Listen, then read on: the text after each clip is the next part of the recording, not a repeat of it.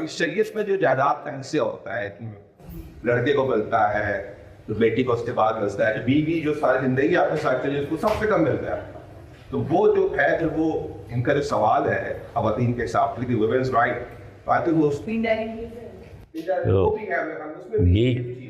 جی ہاں, دیکھیے بات یہ ہے کہ جو اسلام میں میراث کی تقسیم ہے, یعنی جب آپ دنیا سے رخصت ہوئے تو اس کے بعد آپ نے جو کچھ چھوڑا ہے اس کو تقسیم کیسے کیا جائے گا, اس کے لیے کیا طریقہ ہوگا.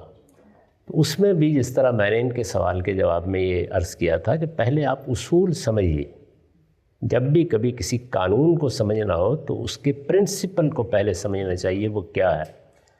یہ جو آپ نے فرمایا کہ بیوی, سوال یہ ہے کہ بیوی کے ساتھ تو آپ کا کانٹیکٹ ہوا تھا, تو آپ دنیا سے رخصت ہونے تک یہ سمجھ ہی نہیں سکے کہ آپ بعد میں بیوی چھوڑ کے جا رہے ہیں. یعنی یہ جو باقی زندگی آپ نے گزاری اس میں آپ کو خیال نہیں ہوا کہ بعد میں کیا معاملہ ہوگا. آپ کو چاہیے تھا کہ آپ اس کے حق میں اس کی ضرورتوں کے لحاظ سے وصیت کرتے, کیوں نہیں کیا آپ نے, یعنی کیا سبب ہے اس کا. تو ہمارا قانون یہ ہے کہ سب سے پہلے آپ اپنی ضرورتوں کا تعین کریں اور اس کے مطابق ہر مرنے والا وصیت کریں. اب دیکھیے میں اس کی 10 صورتیں آپ کو بتاتا ہوں. ہمارے بچے ہیں, انہوں نے تعلیم پائی, ہم نے ان کو پڑھایا لکھایا.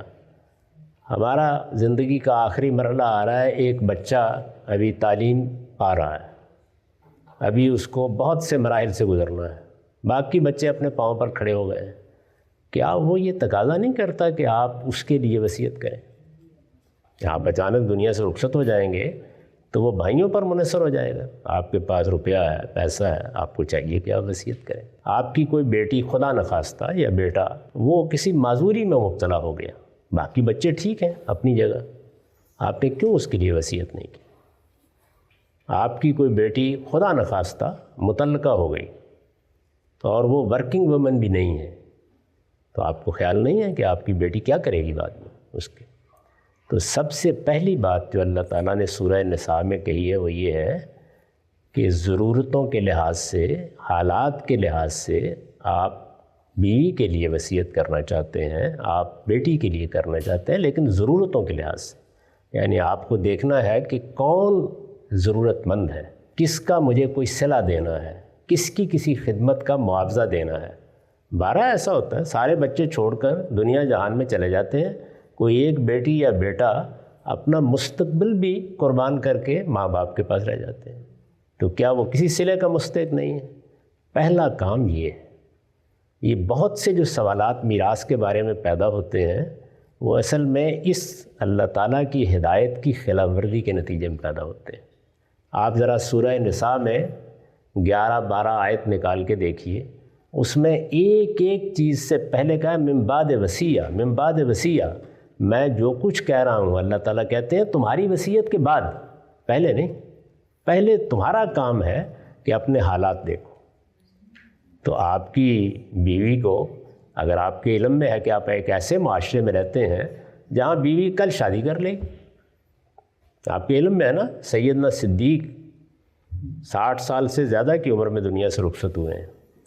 ان کی اہلیہ نے صرف عدت کے ایام ہی گزرنے کا انتظار کیا تھا, اس کے بعد انہیں شادی کر لی.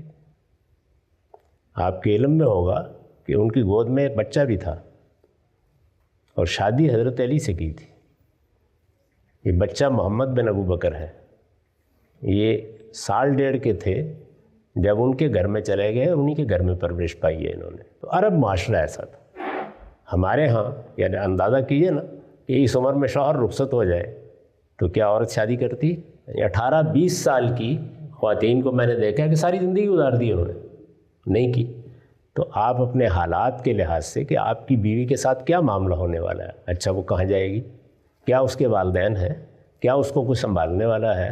تو سوال یہ ہے کہ ان ساری ضرورتوں کو سامنے رکھ کر جو کام آپ کو کرنا تھا وہ کیوں نہیں کیا آپ نے؟ پہلی بنیادی بات یہ. پاکستان میں ول جو ہے, میں پاکستان کی بات نہیں ابھی کر رہا, تو آپ بحرین میں رہیے, بہت معذرت کے ساتھ میں اسلام کا نقطہ نظر آپ کو بتا رہا ہوں. لیکن پاکستان میں اکارڈنگ ٹو دا شریعہ لا جی وہ مجھے بہت اچھی طرح معلوم ہے. उसका how can you go around that situation? वो चला जाऊँगा मैं, लेकिन पहले इस्लाम बता लूँ।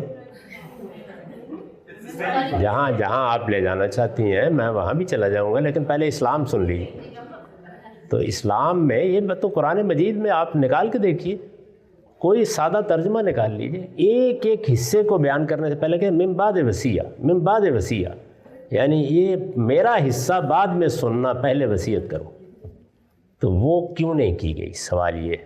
आगे अपने हालात के लिहाज से आप सारे आपको मालूम है कि बेगम साहबा तो सिर्फ सांस के आखिरी मरले का इंतज़ार कर रही हैं, उन्होंने तो नए रिश्ते का इंतखाब भी कर लिया हुआ है, तो नौयत बिल्कुल और हो जाएगी। माजरत के साथ हर माशरे की अपनी ट्रेडिशंस होती हैं। मैंने आपको बहुत बड़े आदमी की मिसाल दी है कि कोई प्रॉब्लम नहीं था उनकी सोसाइटी में, हमारी सोसाइटी में तो तानों से वैसे ही खात्मा हो जाता उनका कि भाई इन्होंने क्या किया, कल शौहर दुनिया से रुखसत हुआ है और 4 महीने 10 दिन भी पूरे होने दिए हैं वो मुश्किल। तो ये समझना चाहिए कि हमारी ज़रूरतें क्या हैं, हमारी माँ की क्या है, हमारी सोसाइटी में बाप की क्या ज़रूरतें होती हैं, बच्चों के क्या मसाइल हो जाते हैं, उनको सामने रख के वसीयत करें। तो अल्लाह ताला कहते हैं कि अगर तुम्हें ना कोई ज़रूरत थी, ना तुम्हारी कोई खिदमत का मामला था, ना तुम्हें कोई तरजीह कायम करनी थी, कुछ भी नहीं करना था, तुमने वसीयत नहीं की, छोड़ गए हो, तो अब उसके बाद रिश्तेदारी की बुनियाद पर मैं फ़ैसला करूँगा कि पोटेंशियल नफ़े की क्या तकसीम बनती है। तो मीरास का कानून उस पर मबनी, उसको अल्लाह ताला ने बयान किया बाकायदा कि ये किस उसूल पर मबनी है, उसमें कोई मर्द औरत का फ़र्क नहीं है। ज़रा देखिए, सबसे पहले ये बताया गया है कि माँ और बाप का हिस्सा क्या होगा, 1/6 1/6। तो ये कोई जेंडर का मसला ही नहीं। लड़कों का हिस्सा इसलिए ज़्यादा रखा गया है कि उनके ऊपर वालिदैन की जिम्मेदारी डाली गई, उनको अपने घर लाना है, उनको उनके बुढ़ापे में सहारा बनना है। ये पोटेंशियल फ़ैसला है। अगर आपका फ़ैसला मुख्तलिफ था तो आप वसीयत कर लेते। और वसीयत तो जैसे पाकिस्तान है, मैं पहले इस्लाम पर आप सवाल कर लें, पाकिस्तान और बहरीन में थोड़ी देर बाद में चले जाएंगे। तो आप अगर कुरान के कानून को देखें तो इंतहाई जस्टिस पर मबनी और तमाम मामलात का अहाता करता है कि जो ज़रूरतें आपकी थीं, जो आपके हालात थे, उनको सामने रख कर अगर माँ की कोई ज़रूरत थी, बीवी की कोई ज़रूरत थी, बेटी की कोई ज़रूरत थी, बेटे की कोई ज़रूरत थी, आप वसीयत करें, बताएं और सारा माल दे दें अगर आप मुतमईन। कोई लिमिट नहीं, सारा माल दे दें। हो सकता है एक माजूर बच्चा है, मैं ये महसूस करूं कि मेरा एक माजूर बेटा है और बाकी बच्चे अपने पाँव पर खड़े हैं, मेरे पास जो पैसे मौजूद हैं वो सारे के सारे इसी के लिए रहने चाहिए ताकि इसकी खबरगिरी हो सके। इसका ताल्लुक़ हालात से है, इस पर कोई पाबंदी लगाई नहीं जा सकती, नहीं लगाई अल्लाह ताला ने। यानी अल्फाज है मिन बाद वसीया, तुम्हारी जो भी कोई वसीयत है उसके बाद मेरा कानून है। तो उसके बाद अल्लाह ताला तो अब ना ज़रूरत को देखेगा, क्योंकि हर मामले में तो आपको पता था ना, उन्होंने पोटेंशियल देखा है। माँ बाप से एक ही जैसा नफ़ा पहुँचता है, दोनों का हिस्सा बराबर है। औलाद में ये फ़र्क कुदरत का कायम करता है, सवाए इसके कि आप दुनिया ही तब्दील कर दें। ज़िम्मेदारी बहरहाल मर्दों के ऊपर आती है, उनके हिस्से में फ़र्क कर दिया गया। इसी तरह का मामला मर्द औरत यानी बीवी और शौहर का है। बीवियां अब कहीं आके बाकायदा माशी जद्दोजहद करने लगी हैं, वरना तो सारी ज़िम्मेदारी शौहर के ऊपर उनकी किफ़ालत की रही है और इसी उसूल पर निगाह होता है, तो शौहर का हिस्सा ज़्यादा रखा गया है। ये बड़ा सादा उसूल है, उसको अल्लाह ताला ने बताया है कि मैंने जस्टिस पर फैसला किया, पोटेंशियल। अलबत्ता अमली तौर पर अगर कोई फ़र्क था तो पहले वसीयत कर देते थे। ये है साहब, बड़ी कॉमन सेंस की बात है। आखिरी दर्जे में आपका पूरा दीन जो है वो तो अदल का, इंसाफ का और अकल का शाकार है। अब इनके बहरीन और पाकिस्तान के सवालों का जवाब भी दे दो। इनफैक्ट पाकिस्तान, बहरीन, उसके अलावा तमाम मुस्लिम मुल्क में विल्स नॉर्मली नहीं एक्सेप्टेड होते। जी, अब उसके बाद क्या है, उसके बाद है हमारे आम तौर पर जो उलमा हैं उन्होंने इस कानून को कैसे समझा है, तो उसमें मैं आपको बता देता हूँ कैसे समझा उन्होंने। पहली चीज़ उन्होंने ये की कि वसीयत के बारे में ये तय कर दिया कि ये किसी ऐसे शख्स के बारे में हो ही नहीं सकती जो आपका वारिस बन सकता था। पहली बात थी कि یعنی آگے اللہ نے جو حصے مقرر کیے ہیں وہ حصے کن کے مقرر کیے ہیں؟ والدین کے کیے ہیں، اولاد کے کیے ہیں، اولاد نہ ہو تو بہن بھائیوں کے کیے ہیں، یہ ہے نا بنیادی طور پر. تو ان کے حق میں آپ وصیت کر ہی نہیں سکتے. یہ ایک بالکل غلط فہمی تھی، اس کی کوئی بنیاد نہیں تھی. یہ فیصلہ خود قرآن کے خلاف ہے. میں نے اس پر تنقید کر کے بتایا ہے کہ اس میں کس طرح قرآن مجید کی خلاف ورزی ہوئی. دوسرا کارنامہ کیا کیا؟ دوسرا یہ کیا کہ یہ فیصلہ کر دیا کہ 1/3 میں صرف وصیت ہو سکتی. پوچھیے کیوں آپ نے پابندی لگی؟ اللہ تعالیٰ تو نہیں لگا رہے. وہ تو کہتے ہیں جو بھی وصیت تم نے کی ہے. تو انہوں نے کہا کہ اگر رسول اللہ صلی اللہ علیہ وسلم سے ایک صحابی نے یہ پوچھا تھا تو آپ نے یہ جواب دیا تھا. اب وہ نکالیے آپ کہ وہ کیا گفتگو ہو رہی ہے.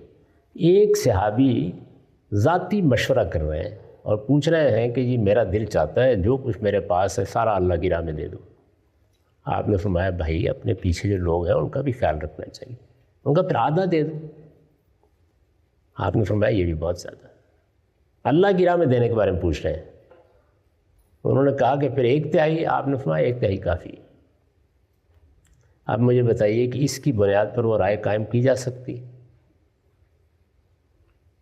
نہ اس گفتگو کا کوئی تعلق ہے اس سے، نہ وہ اس قانون کے بارے پہ ہے. وہ ایک شخص نے اپنے ذاتی معاملے میں کہ میں خدا کی راہ میں، ابھی آپ میں سے کوئی آدمی پوچھے کہ اللہ کا میرے پاس دیا بہت کچھ ہے، میں چاہتا ہوں کہ اپنے علاقے کے غریبوں کے لیے ایک ہسپتال بنا دوں، تو میں کتنی وصیت کر سکتا ہوں؟ تو میں بھی آپ کو یہی کہوں گا کہ بھئی اپنے وارثوں کا خیال رکھیے گا. بہت زیادہ آپ نیکی کے جذبے سے مغلوب ہو کر کام کریں گے تو کل وہ انتظار میں بیٹھ. آپ مجھے جواب میں یہ کہتے ہیں کہ میرے تمام ورثاء جو ہیں وہ مجھ سے بھی زیادہ امیر کبیر ہیں، بچے بھی اپنے پاؤں پر کھڑے ہیں، تو ہو سکتا ہے میں آپ کو یہ کہوں کہ اچھا اللہ کی راہ میں دیتے سارا، کیا فرق پڑتا ہے؟ تو یہ 2 غلط فہمیاں ہیں جو پیدا کی ہوئیں. اس کے بعد انہی کی بنیاد پر ہمارے یہاں قانون بنا دیے گئے ہیں، وہ بحرین میں ہوں یا یہ وہی معاملہ ہے جو ابھی سود کے معاملے میں نے عرض کیا تھا. تو غام صاحب اس سلسلے میں سوال یہ ہے کہ اگر یہ مذہب کو سمجھنے کا کام اور اس کا اطلاق جس کو یہ فقہ کہتے ہیں ہم، اگر اس میں اتنی بڑی غلطی ہے کہ پاکستان ہو گیا یا بحرین ہو گیا یا زیادہ تر کہہ لیں میری نالج میں کوئی ایسا اسلامی ملک نہیں ہے جس میں اس مسئلے کو جس طرح آپ بیان کرتے ہیں اس کو صحیح طرح سمجھ کے اطلاق کیا گیا ہو، تو پھر تو اگر مجھے اب اس خدا کے دیے ہوئے اختیار کو صحیح طریقے سے استعمال کر کے رہنا ہے تو پھر تو مجھے کسی نان مسلم ملک میں ہی جا کے رہنا پڑے گا جہاں پہ میری مل جو ہے اس کا اطلاق ہو سکتا ہے. جی ہاں بالکل ایسے ہی. تو اب آپ فیصلہ کریں کہاں رہنا ہے. اس طرح بیٹیاں ہیں اور انہوں نے نئی ول بنائی اور اچانک سب جاتے ہیں دنیا میں، تو پھر اس equal rights basically equal rights یہ women's rights and equal rights. Accident ہو گیا آپ نے کریش. ہاں آپ اگر غور کر کے دیکھیں تو ہمارے ہاں ول نہ کرنے کی وجہ یہ نہیں ہے کہ اچانک ایکسیڈنٹ ہو جاتا ہے. ذرا سروے کر کے دیکھ لیں، یہاں بیٹھے ہوئے لوگوں سے پوچھ کے دیکھ لیں ان میں سے کون کون لوگ ہیں کہ جنہوں نے شعور کی عمر کو پہنچنے کے بعد ول کر دی. پوچھیں ذرا. ایک ہاتھ کھڑا ہوا ہے. نہیں ہم کر رہے ہیں.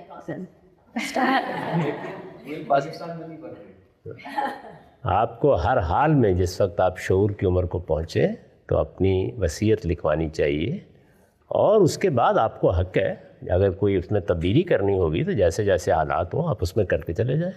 اب تو کوئی بڑا مسئلہ بھی نہیں ہوتا اس کے لیے، تو یہ ضرور کرنا چاہیے. باقی جو ملکوں نے مسئلے پیدا کر دیے ہیں مختلف جگہوں پر وہ ہیں، ان سے نمٹنا پڑتا ہے. اب مثال کے طور پر امریکہ میں جو قانون بنایا گیا ہے یا بعض اور مغربی ملکوں میں کہ آپ جو کچھ بھی کمائیں گے خواہ مرد کمائے یا عورت، اس کا میاں یا میاں نے کمایا ہے تو اس کی بیوی آدھے کی حقدار بن جائے گی، خود بخود بن جاتی ہے. یہ قانون بھی بالکل ہی بےمانی قانون ہے لیکن ہے، تو اب کیا کیا جا سکتا. ملکوں کے قانون جب بن جاتے ہیں تو ان کو پھر تبدیل کرانے کے لیے جد و جہد کی ضرورت ہوتی ہے، اور جد و جہد ہمیشہ علم سے کی جاتی ہے، ریزننگ سے کی جاتی ہے. تو یہی کام میں نے کیا. میرا خیال ہے ہمارے ملک میں وکلاء قاضی حضرات جن کو آپ جج کہتے ہیں، اچھے دانشوروں کی بہت بڑی تعداد میں نے جو کرٹیسزم کیا ہے پچھلے 50 سال میں اتفاق کر رہی ہے. ایک وقت آئے گا تبدیل ہو جائے گا. اگر فیملی ممبرز آپس میں اگری کر کے اور وہ بل کو ایکسیکیوٹ کریں کہ گفٹ کر دیں جو بھی سولوشن ہے تو وہ اسلام کے حساب سے جی بالکل جائے. وہ تو ان ملکوں کے قانون بھی مانتے ہیں. لہذا اس کا سب سے اچھا طریقہ یہی ہے کہ انظر صاحب کسی غیر اسلامی ملک میں جانے کے بجائے اپنے وارثوں کو آمادہ کریں کہ وہ انصاف کے ساتھ معاملہ کرنے کے لیے تیار ہوئے. یعنی all over the Islamic poet in such different countries have Dr. Keys communicate acceptance. نہیں یہ جو آپس کا معاہدہ ہے وارثوں کا وہ ہر جگہ ایکسیپٹیبل. اس کو کوئی چیلنج نہیں کر سکتا. یہ کیسے اسٹیٹ کیسے مداخلت کرتی ہے؟ مثال کے طور پر ایک آدمی دنیا سے رخصت ہو گیا ہے، اس کے سب وارثوں نے مل کے طے کر لیا ہے جو بھی آپس میں طے کر لیا ہے اور ان میں سے کوئی عدالت میں نہیں گیا تو کوئی قانون آپ کے راستے میں رکاوٹ نہیں بنتا. یہ جس وقت کوئی چلا جاتا ہے اور جا کر وہ مطالبہ کرتا ہے قانون اس کے بعد کانفلکٹ پیدا ہوتا ہے. یہ بھی تو ہے نا if somebody made issue کہ بیٹیاں ہیں دو ہیں انتقال ہو جاتا ہے انہیں وصیت نہیں کی تو اس کے جو بھائی ہیں they get a part of this inheritance. بیٹی کا حصہ جو ہے بیٹیوں کا وہ بہت بڑا رہتا ہے. نہیں تھوڑا نہیں رہتا. 2/3 بیٹیوں کو چلا جائے گا، خود بخود چلا جائے گا.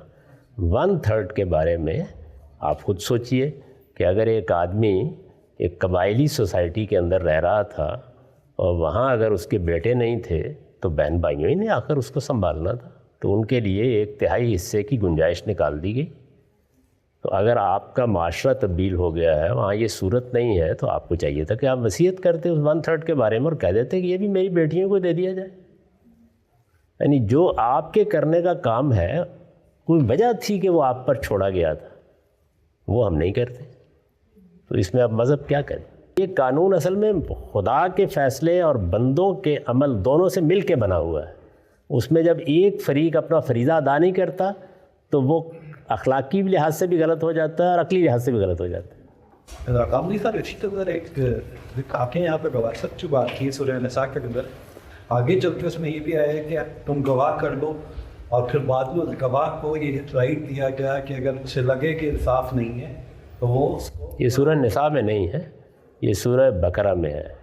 اس میں یہ بتایا گیا ہے کہ ایک شخص نے وصیت کی اور دنیا سے رخصت ہو گیا. ابھی یہ قانون نازل ہی نہیں ہوا، یہ قانون تو سورہ نساء میں ہے، وہ بقرہ میں ہے. چلا گیا دنیا سے اور اس نے بتا دیا کہ میری یہ وصیت ہے. بعد میں لوگوں کو احساس ہوا کہ اس میں کوئی بے انصافی کر دی ہے اس نے. یہ تو ہو سکتا ہے نا، اب بھی ہو سکتا ہے کہ اس آدمی نے یعنی بیوی کے ساتھ لڑا ہوا تھا، نتیجے کے طور پر اس کو بالکل ہی محروم کر دیا. اور بہت سے اس طرح کے معاملات ہیں. کسی بچے سے ناراض تھا، کتنے ہیں والدین ایسا کر دیتے ہیں.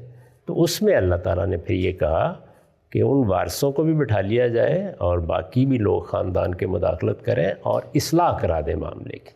یعنی سب کو توجہ دلائیں کہ ان سے ایک غلطی ہو گئی ہے یا انہوں نے ایک بے انصافی کی بات کر دی ہے، تو اس کی اصلاح. یہی میں نے کہا ہے کہ تمام لوگ مل بیٹھ کے اس موقع کے اوپر طے کر لیں کہ ہمیں معاملہ ایسے کرنا ہے. اس کے اندر نہ مذہب کو کوئی اعتراض ہے نہ قانون کو کوئی اعتراض ہے، مسئلہ ختم ہو جائے.